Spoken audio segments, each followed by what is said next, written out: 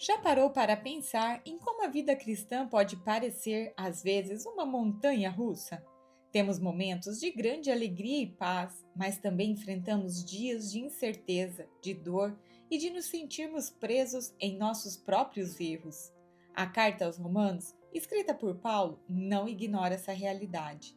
Na verdade, ela a abraça de forma profunda, especialmente no seu capítulo 8, que é um verdadeiro farol de esperança. Neste estudo, vamos entender como a nossa esperança não se baseia em nossos próprios esforços, mas na presença de algo, ou melhor, alguém, que nos transforma por dentro, o Espírito Santo. Ele não é uma força distante, mas a manifestação do próprio amor de Deus em nossas vidas, nos capacitando a viver de uma forma totalmente nova e livre. Ao longo deste capítulo, veremos como Paulo nos mostra um caminho para a vitória, um caminho que nos leva do desespero à certeza de que não há nada que possa nos separar do amor de Deus.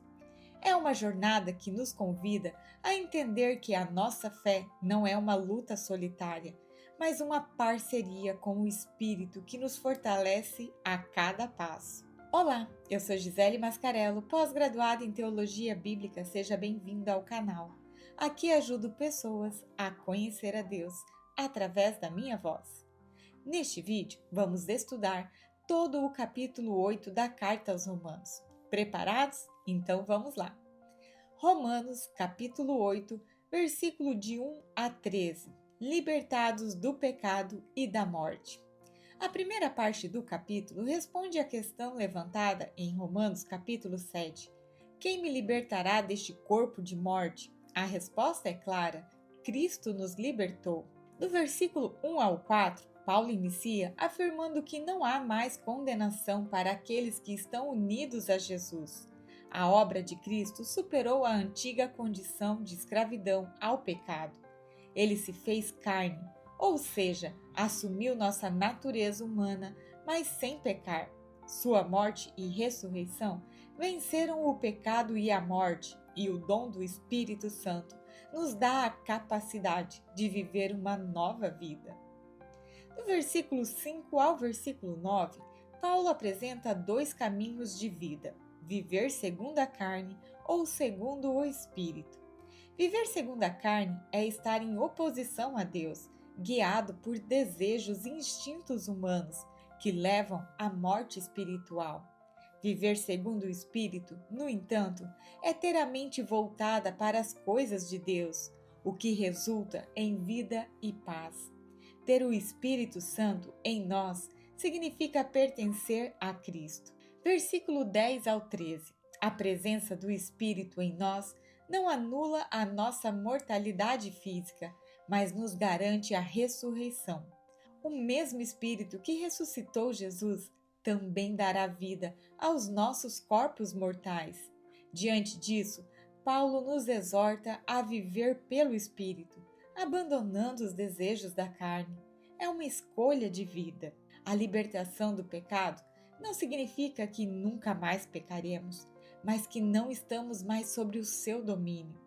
O Espírito Santo nos dá o poder de escolher o bem e de lutar contra as nossas fraquezas. Nossa vida de fé não é uma luta solitária, mas uma colaboração com o Espírito que nos fortalece a cada dia. Isso nos enche de esperança, sendo que a vitória final já foi conquistada por Cristo. Romanos capítulo 8, versículo 14 ao 17, a filiação divina. Nesta seção, Paulo explica que a presença do Espírito nos torna filhos de Deus, não de forma simbólica, mas real. Do versículo 14 ao 15, somos guiados pelo Espírito de Deus. Ele nos dá a adoção como filhos. O termo grego para adoção era usado no direito romano e significava que um adotado tinha plenos direitos, inclusive o da herança. O Espírito remove todo o medo e nos permite chamar a Deus de Abba, Pai, uma expressão íntima e afetuosa usada por Jesus. O versículo 16 e 17, o próprio Espírito testifica em nosso interior que somos filhos de Deus. E como filhos, somos herdeiros. A herança que nos espera é a glória de Deus, mas para alcançá-la, devemos estar dispostos a compartilhar dos sofrimentos de Cristo. Nosso sofrimento terreno é o caminho para a glória futura. Saber que somos filhos de Deus e não escravos ou meros servos transforma nossa relação com Ele. Podemos nos achegar a Deus com confiança e intimidade, sabendo que Ele nos ouve. Essa filiação nos dá a certeza de que nossa vida tem um propósito maior, ser como Jesus e compartilhar de sua glória. Romanos capítulo 8, do versículo 18 ao 25, a expectativa da criação. Paulo afirma a esperança cristã, mostrando que ela não é apenas para o ser humano, mas para toda a criação. Do versículo 18 ao 22, os sofrimentos desta vida são insignificantes em comparação com a glória que nos será revelada. Toda a criação, que foi afetada pela queda humana, aguarda com grande expectativa a manifestação dos filhos de Deus. O gemido da criação é como o gemido de uma mulher em trabalho de parto, indicando que algo novo e glorioso está para nascer. Do versículo 23 ao 25.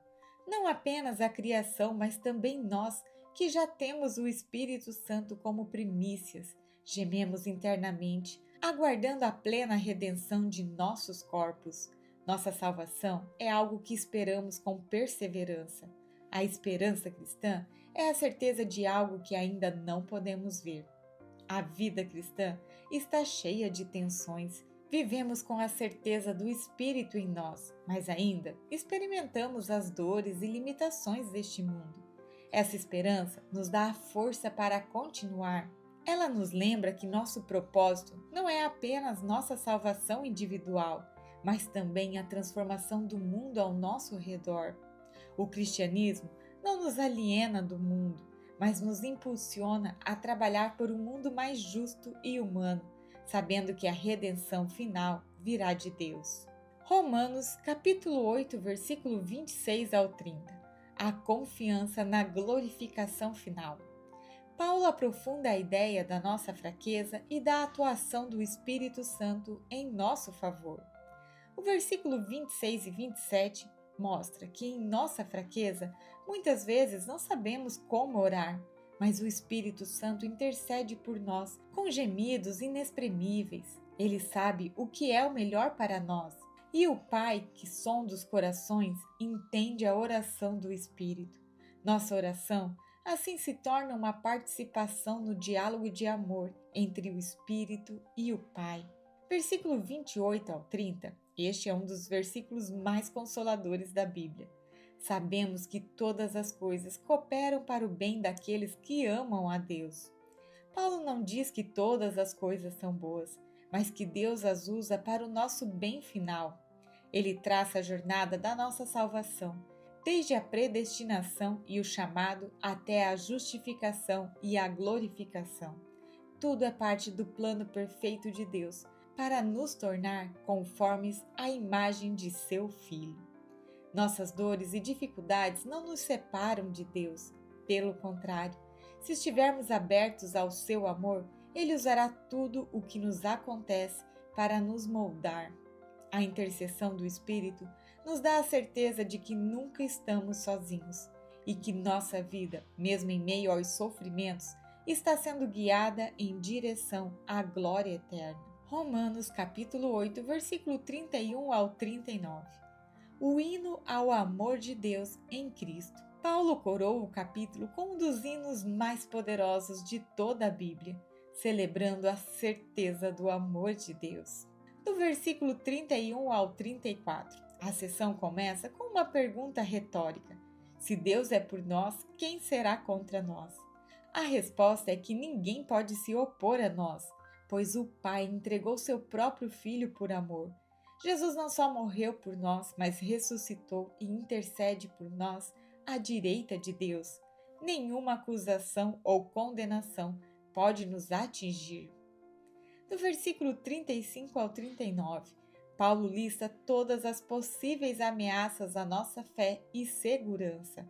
tribulação, angústia, perseguição, perigo, espada. Ele fala de suas próprias experiências de sofrimento, mas com a autoridade de quem viveu tudo isso, ele declara que nada, nem a morte, nem a vida, nem poderes celestiais, será capaz de nos separar do amor de Deus que está em Cristo Jesus, nosso Senhor. A base da nossa esperança cristã não é a nossa própria força ou bondade, mas o amor incondicional de Deus por nós, manifestado na vida, morte e ressurreição de Jesus. Essa certeza nos dá a coragem para enfrentar qualquer desafio. O sofrimento não nos enfraquece, mas nos aproxima de Cristo, revelando o poder do amor de Deus em nossa fraqueza. A esperança cristã nos impulsiona a viver com propósito. Ela nos dá a força para nos engajar ativamente no mundo, lutando contra as injustiças e a dor, pois sabemos que o amor de Deus, manifestado em Cristo, superará todo o mal.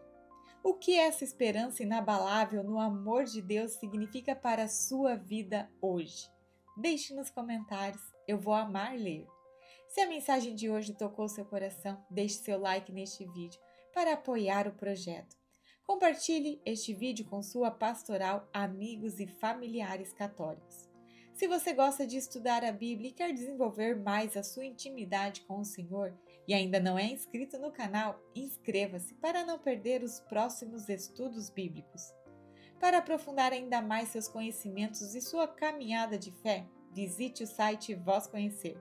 Lá você encontrará materiais e cursos bíblicos que, sem dúvida, enriquecerão sua fé, catequese e pastoral. Continue acompanhando os vídeos do canal para seguir conhecendo a Deus através da minha voz. Até a próxima. Paz e bem!